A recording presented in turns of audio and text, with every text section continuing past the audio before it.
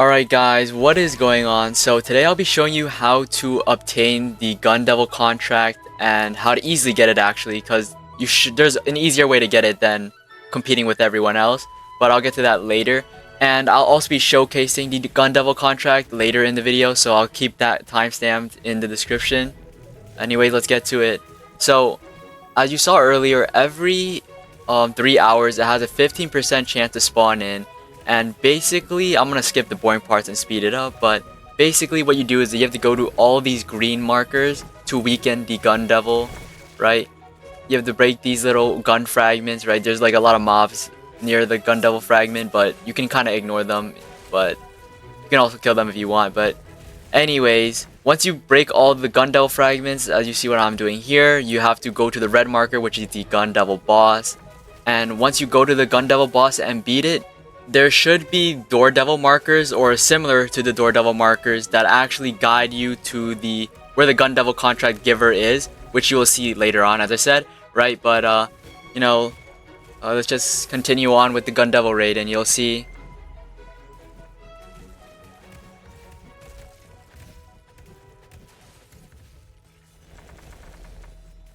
As you can see, we broke down the last fragment and the gun devil has been weakened, so now we just go to the red marker as I do right here, and then you just start bashing on the gun devil. So the thing is, you don't actually need credit on the gun devil to get the contract, I believe. I'm not 100% sure, but I'd like to think so, just using my intuition, right? So I would not fight the gun devil at all. I would go around and camp the spots that you can spawn at. You're about to see a spot right now because I actually got it. So I would not fight near the gun devil. I would actually be across the map because that's where it's likely to spawn, or not across the map, but somewhere in the middle, right? So you can get a head start. Other players will also be doing this because now they see the video or other content creators' videos and they'll know how this raid works. So they'll be prepared if they want the gun devil contract. So you'll still be competing, but before the gun devil dies, just make sure to knock them or something with your boys, like jump the shit out of them. I may have just put everyone onto the method, but it is what it is. So fast forward ahead a bit, the gun devil is about to die, right? It died, and now you see there's no sound here or anything, I don't think, unless I'm deaf, right? But you see the little markers that appeared. I think there was 2 of them in the server, but I just eyeballed on one. Oh yeah, there's one behind me and one in front of me.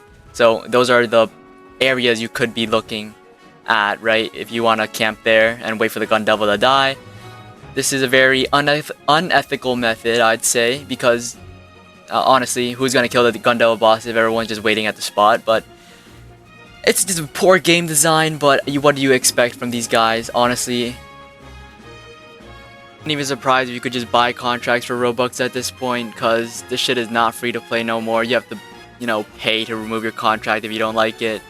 I don't know, they added banks before, like, doing something about that mechanic or, like, game concept. But yeah, you see here, I am rushing over to the marker as fast as I can because I'm not sure what it is. It might be me being schizo, jumping to assumptions, but my intuition tells me this is it, but I see someone grab it, I'm like, damn, but he's a fiend, so I got it before his friend did. Signed that contract. I didn't even look at the debuff, bro, because 15% chance every 3 hours, like, oh, brother. I got really, really lucky here because there was 2 in the server as well. That's a W. Okay, so now I'm going to showcase the gun contract and all the 4 skills it has. Alright, first one we have is the normal version. Just tap the button. The long range snipe does alright damage. And keep in mind, I do not have any sanity. I am on a PvE M1 build.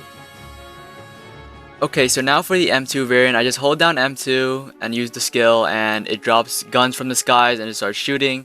Looks pretty mid as it's really slow, but it's whatever. Alright, so now for the block variant. Alright, so I have to hold block while using the skill and it summons guns around them and it starts shooting.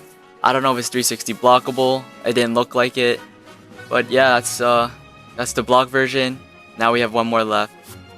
Also, I think if you land the normal skill directly on them, it like locks you onto them. I'm not sure how helpful that is, but yeah, it's just something to keep in mind.